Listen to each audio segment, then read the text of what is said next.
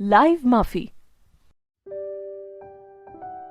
Hospital में से हमेशा की तरह आने वाली महक आ रही थी। टीना जैसे ही हॉस्पिटल के अंदर आई, तुरंत ही प्रणय के असिस्टेंट ने उसे अपने सुरक्षा घेरे में ले लिया। इस वक्त टीना बिल्कुल अकेली थी। उसके साथ उसका कोई भी सपोर्टिंग स्टाफ नहीं था।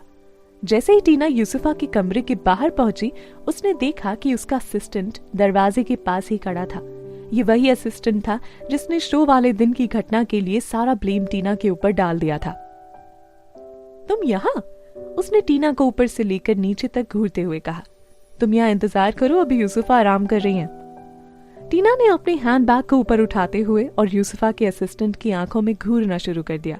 फिर उसने बहुत ही भारी आवाज में उससे कहा, तुम्हें पता है तुम किससे बात कर रहे हो?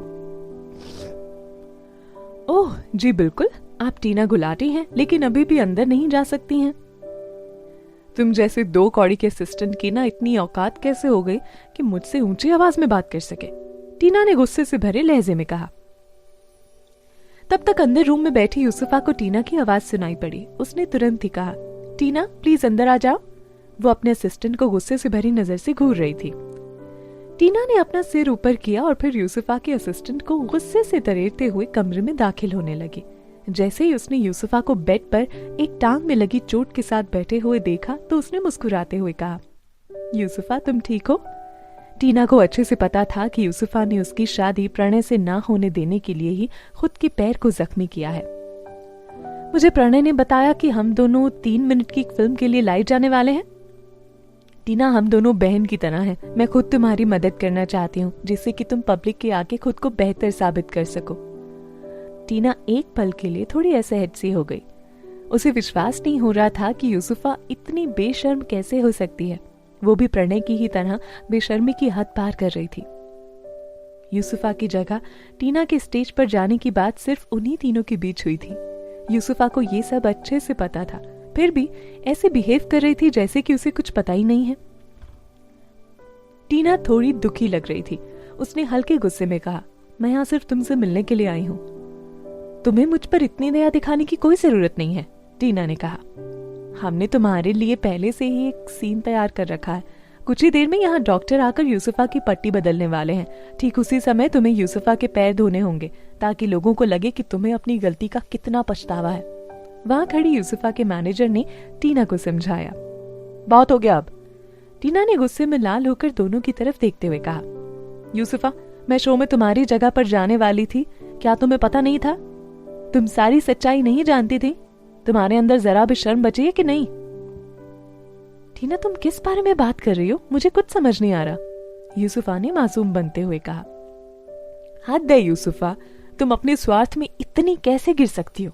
क्या तुम्हें वाकई में नहीं पता कि ये सब क्यों हो रहा है? टीना की आवाज में खुद के गलत होने का सेंस था।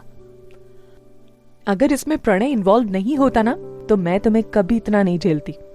सच सच बताओ, क्या मैं तुम्हारे और प्रणय के कहने पर पहले भी कई बार स्टेज पर नहीं गई हूं?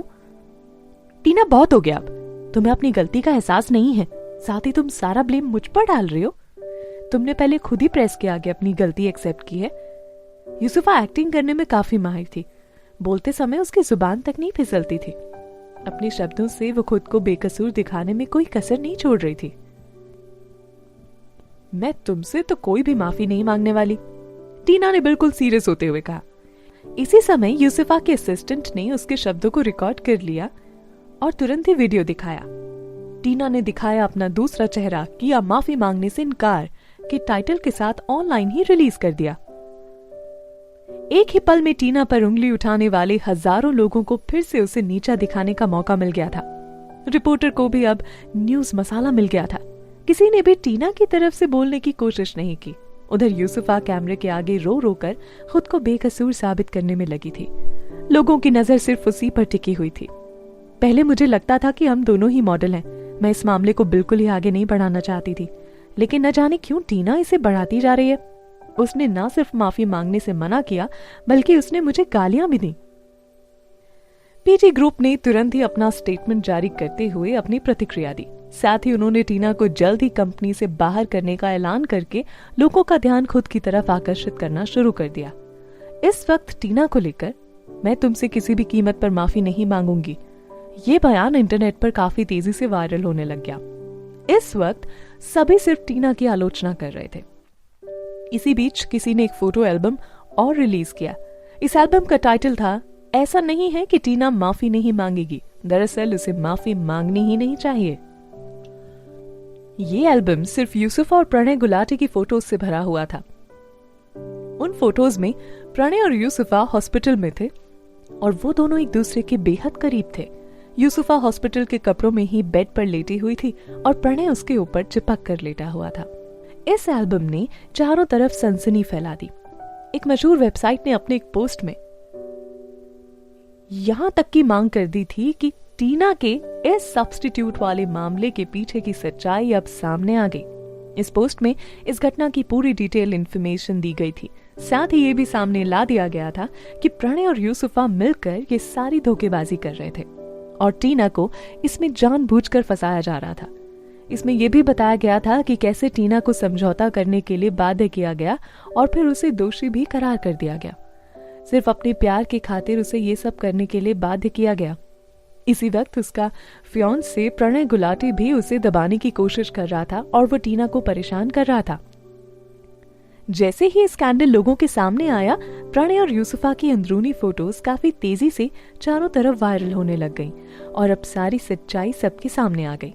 अब बाहर सिर्फ इस सब्स्टिट्यूट वाले मामले के अलावा टीना को लेकर एक भी बुरी खबर सुनने को नहीं मिल रही थी, बल्कि अब इंटरनेट पर लोग टीना के पुराने दिनों की फोटोज को भी ढूंढने लग गए थे।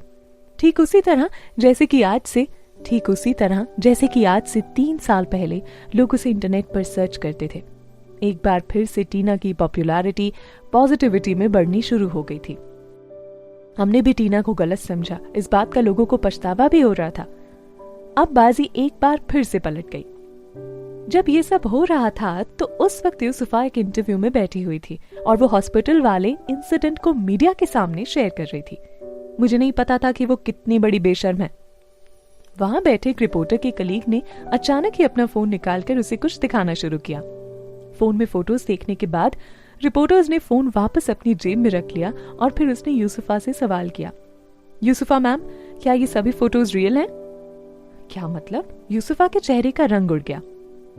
ये आपकी और पीजी ग्रुप के सीईओ प्रणय गुलाटी की कुछ पर्सनल फोटोज हैं।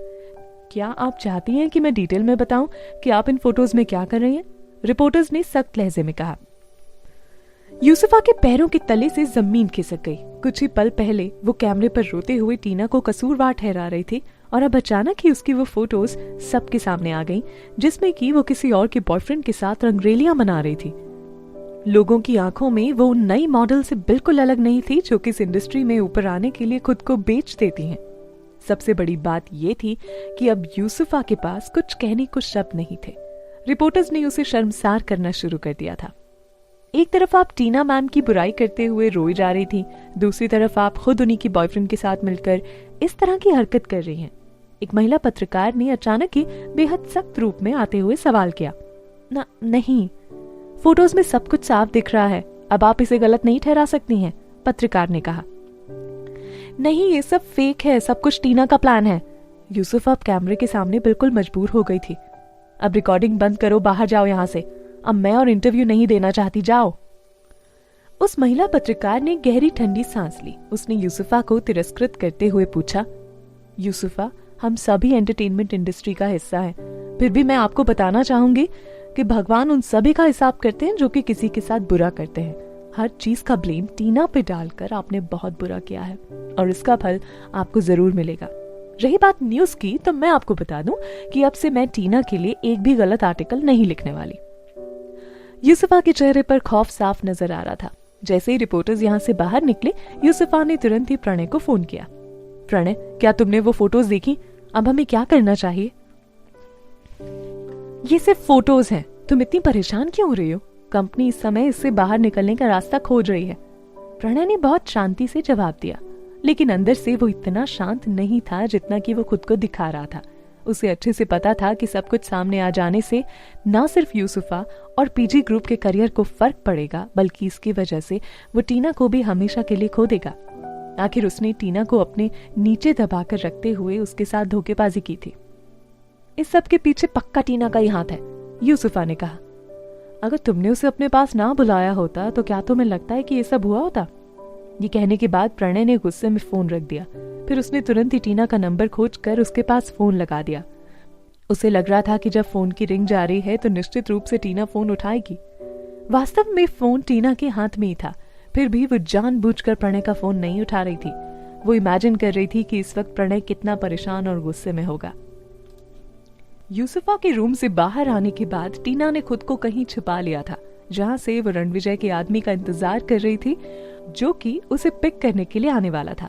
लेकिन उसे सरप्राइज करने के लिए रणविजय खुद ही उसे पिक करने के लिए आ गया। टीना, अंदर आ जाओ। रणविजय की भारी आवाज सुनने के बाद ही टीना के दिल को ठंडक मिली। अभी भी उसका फोन बज रहा था, लेकिन उसने कार में बैठते ही अपना फोन पीछे की सीट पर फेंक दिया। तुम उठा नहीं रही? रणविजय ने टीना की तरफ अपना खूबसूरत चेहरा करते हुए पूछा। तुम्हें पहले से इसका आंसर पता है, टीना ने मुस्कुराते हुए कहा। वो चाहती थी कि प्रणय भी उन दर्द और तड़पन का अनुभव करे जो कि टीना ने उसकी वजह से अकेले झेला है। यहाँ बस इतना ही। आगे की कहानी जानने के लिए सब्सक्राइब करें पॉकेट एफएम चैनल को और बेल क्लिक करके अगले एपिसोड का नोटिफिकेशन पाएं। लेकिन आप सारे एपिसोड अभी सुनना चाहते हैं तो डाउनलोड करें हमारा pocket FM app. Link description में है, जहां आप पाएंगे इस शो के सारे एपिसोड्स और साथ ही इसके जैसे और भी बेहतरीन शो। तो देर किस बात की, अभी डाउनलोड करें पॉकेट एफएम ऐप।